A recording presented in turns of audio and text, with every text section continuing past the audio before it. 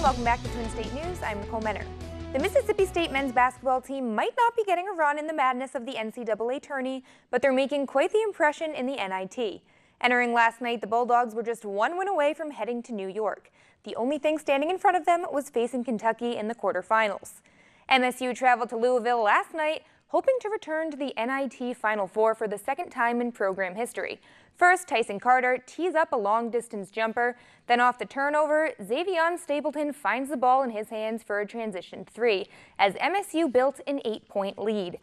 Second quarter now, the Bulldogs are up 9 when Nick Weatherspoon dishes it to Abdul Adu, who throws it down, and the Dogs are up 11. Jumping over to the third quarter, and it is just all MSU at this point. Quindari Weatherspoon comes up with the theft, and he rises for the one-handed flush. The crowd pleaser had 19 to lead his team, and then his little brother putting the finishing touches on the beatdown in the Ville. The Dogs are off to New York for the first time since 2007. They'll play Penn State on Tuesday, with the time still to be determined. The official practice of the Joe Moorhead era, the first one, is finally in the books for Mississippi State football as spring practices kicked off yesterday. The session was highlighted by the return of senior quarterback Nick Fitzgerald after nearly 4 months removed from ankle surgery. Fitzgerald was in a yellow jersey in a limited role today, but did participate in drills as the MSU staff eases him back into the flow of things. He was limited. He did the 7-on-7 drills and the individual drills. We had some stuff where we just did, scout team stuff and, jog through. So he did what he was capable of doing. We're going to ease him back into it. We don't want to, get out too far in front of our skis, but we'll allow him to do the things he's capable of doing. The Dogs will return to the field on Thursday ahead of their first full pad workout, which is open to the public Saturday morning at the Seal Football Complex. All right, news coming last week that New Orleans Saints and Pelicans owner Tom Benson passed away at the age of 90. Today, dozens in Louisiana lined up to pay their respects.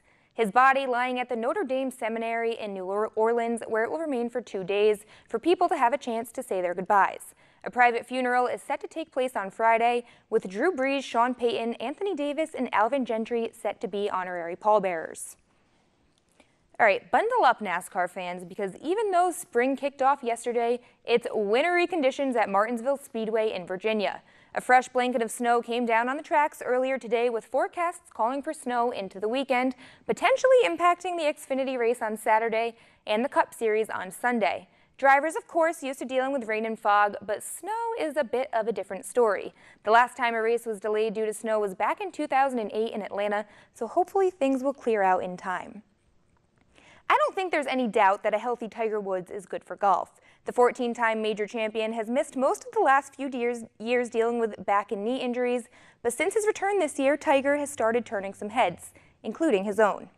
To be in contention, if you would have asked me, at the beginning of the year that I would have had a chance to win 2 golf tournaments, I would have taken that in a heartbeat. Tiger now looking towards the Masters, the event teeing off April 5th in Georgia. Coming up soon. Yeah, just liking seeing him back out on the course. And I think all of America is very much behind him in this one. So yeah, we're rooting for him in the Masters for sure. He's my pick.